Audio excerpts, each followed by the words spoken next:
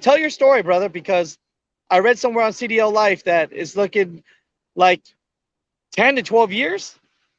Yeah, 10 to 12 years for unlawful carry. What's going on with the truckers? So you might have seen my buddy Gary around. He has a crazy, cool looking show truck, and he has his Rottweiler that goes everywhere with him.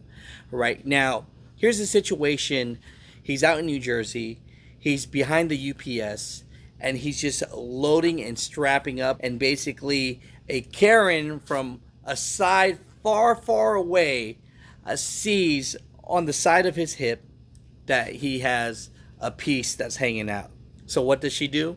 She calls the authorities, she calls the police, and now my guy is looking at over 12 years in prison. They took away his dog, and I talked to him the other day, and he actually just got out on bail, and he just got his Rottweiler back.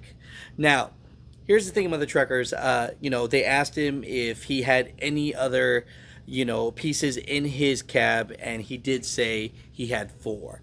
And people are going to look at that and say, look, that's crazy. Why would you have that? And, he has a hobby. He likes to go and he likes to just do target practice. So that's what that's about, right?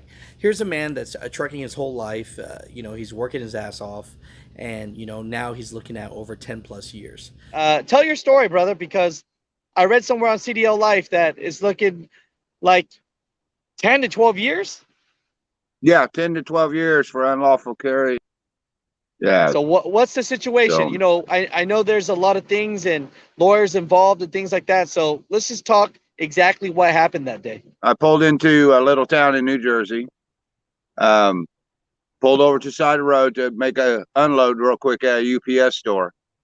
And I guess somebody driving by while I was working in the back of the trailer, bending over, working in the back of the trailer, saw it, and they called the cops. So the cops came out, took my weapon, stuff like that. Had to handcuff me, take me to jail. But I got summonsed out, just for doing my job and trying to stay alive. I don't know where I'm at. I'm pulling into some town to deliver, and I don't have a clue. Is there going to be a car chase and it ends by running in the back of my trailer? And, it's just the world we live in. So I got to come home. My old lady wants me to come home with all the holes I was born with,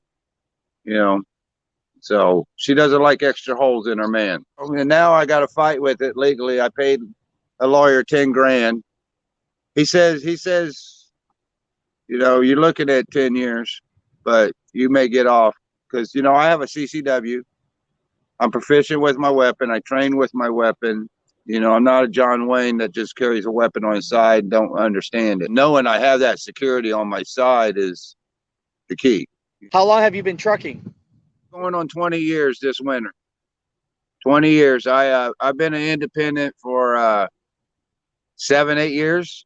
Own my own truck, my own trailer, my own ball, everything. It's been a headache. I've seen some things, had some bad things happen to me out here. Well, they're actually in New Jersey, border town, New Jersey, Petro. I was parked in the back there, and I was working in my trailer, and some guy come out of the woods back there and was up in my trailer before I freaking knew it, because I was up in the front of the trailer working, and jumped me from behind. And he put a whop on me. We realized what happened after I fought back, mine. But I did get a beating. I got a whooping. I got a big old eye busted up, hurt my arm pretty good, So that was just one. I mean, that just came out of the blue. I just was walking up in the back of my trailer and went up to the nose of it, left the door open, and boom, here he comes up. I guess he came out of the woods. I didn't see him in the parking lot, so I don't know. But that's just one. That's in New Jersey, Had an attempted hijacking in El Paso, one night coming out, pulling some electronics way back when I was a rookie. I was like 10 years in, and that happened to me.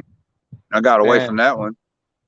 In the air and all that stuff and being stupid with it. Yeah, I can understand going down for it. But I'm just in the back of my trailer, bent over. It was tucked underneath my shirt, in my holster, underneath my jacket. It was just, I bent over, and the wrong Karen saw it when she drove by. That's it. So, Family members asked to put a GoFundMe. I know you didn't want to do it. Guys were suggesting that account at first. and I'm a working man. I mean, I believe I made the mistake. It's my 10 grand I've got to pay out of my life to get out of it.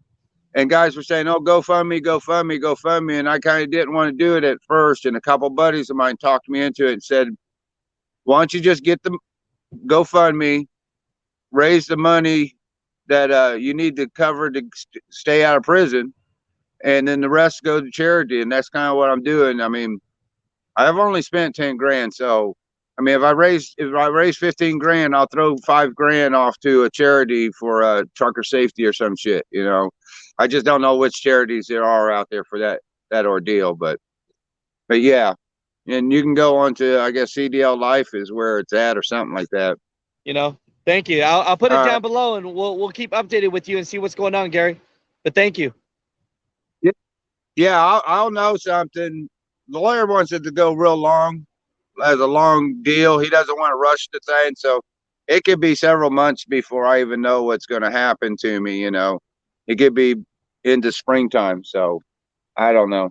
All right, well, there you go. I'll talk at you later. I appreciate you, bro.